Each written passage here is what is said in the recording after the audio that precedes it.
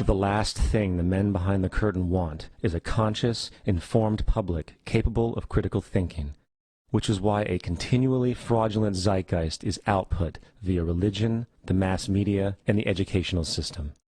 They seek to keep you in a distracted, naive bubble, and they are doing a damn good job of it. In 2005, an arrangement between Canada, Mexico, and the United States was made. This arrangement, unannounced to the public, unregulated by Congress, merges the United States, Mexico, and Canada into one entity, erasing all borders. It's called the North American Union. You might want to ask yourself why you've never heard of this. In fact, there is only one mainstream reporter who has actually heard of and has had the courage to cover this issue. The Bush administration's open borders policy and its decision to ignore the enforcement of this country's immigration laws is part of a broader agenda. President Bush signed a formal agreement that will end the United States as we know it, and he took the step without approval from either the U.S. Congress or the people of the United States. It's a deal that few have even heard of. It's being done again by very few people at the very top on behalf of the investment class, but the working class of people, political officials across our country, from communities, from cities and so forth, they don't know anything about this. This isn't some trade agreement. It is a total removal of sovereignty from these countries, which will also result in a completely new currency called the Amero. Fall.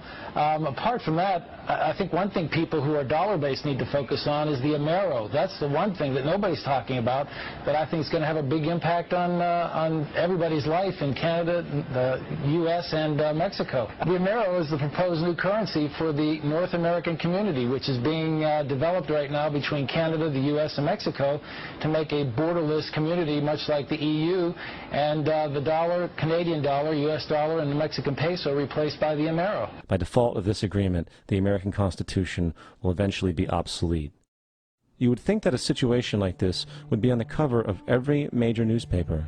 That is until you realize that the people who are behind this movement are the same people behind the mainstream media, and you are not told what you're not supposed to know.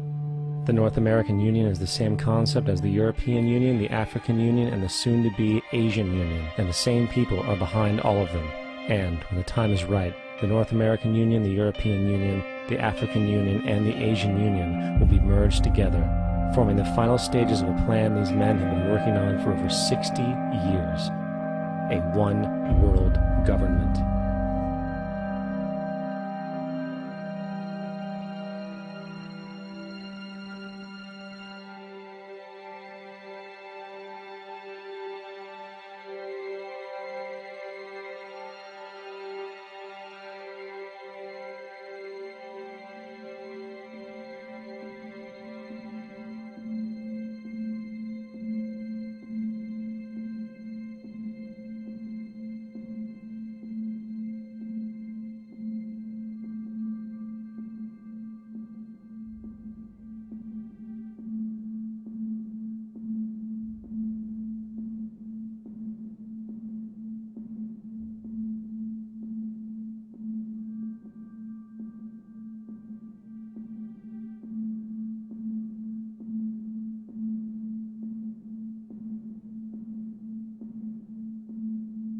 One bank, one army, one center of power.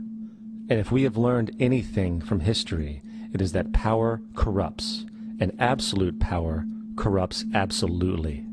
This is Aaron Russo, a filmmaker and former politician. To his left is Nicholas Rockefeller of the infamous Rockefeller banking and business dynasty. After maintaining a close friendship with Nicholas Rockefeller, Aaron eventually ended the relationship, appalled by what he had learned about the Rockefellers and their ambitions.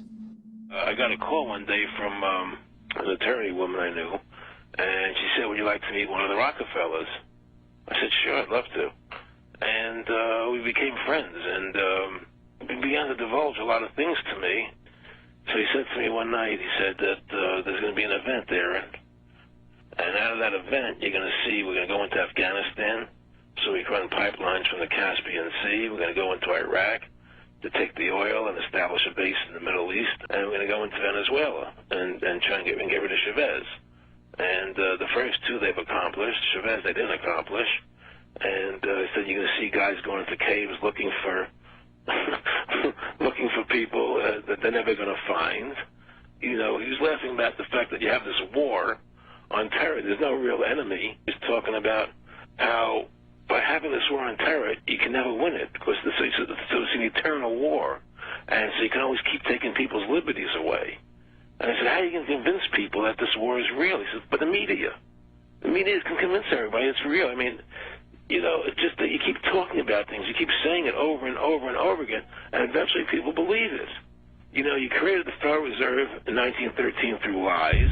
You create 9/11, which is another lie. Through 9/11, you're fighting a war on terror, and now all of a sudden you go into Iraq, which was another lie, and now they're going to do Iran. You know, and it's all one thing leading to another, leading to another, leading to another. Now, I would say to them, what are you doing this for? What's the point of this thing? You have all the money in the world you ever want. You have all the power. I said, you know, you're hurting people. It's not a good thing. And he would say, what do you care about the people for? Take care of yourself and you take care of your family. And then I said, so what are the ultimate goals here? He said, the ultimate goal is to get everybody in this world chipped with the RFID chip and have all money be on those chips and everything on those chips. And if anybody wants to protest what we do or violate what we want, we just turn off their chip. That's right, microchipped. In 2005, Congress, under the pretense of immigration control and the so-called war on terrorism, passed the REAL ID Act, under which it is projected by May 2008, you will be required to carry around a federal identification card, which includes on it a scannable barcode with your personal information. However, this barcode is only an intermediary step before the card is equipped with a VeriChip RFID tracking module, which will use radio frequencies to track your every move on the planet. If this sounds foreign to you, please note that the RFID tracking chip is already in all new American passports. And the final step is the implanted chip, which many people have already been manipulated into accepting under different pretenses. We have a Florida family who are really pioneers of a brave new world. They have volunteered to be the first ever to have microchip identification devices implanted into their body. After 9/11, I was really concerned with the security of my family. I wouldn't mind having something planted permanently in my arm that would identify me. In the end, everybody will be locked into a monitored control grid where every single action you perform is documented. And if you get out of line, they can just turn off your chip, for at that point in time, every single aspect of society will revolve around interactions with the chips. This is the picture that is painted for the future if you open your eyes to see it.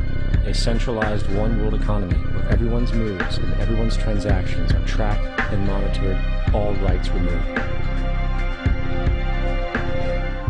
The most incredible aspect of all, these totalitarian elements will not be forced upon the people.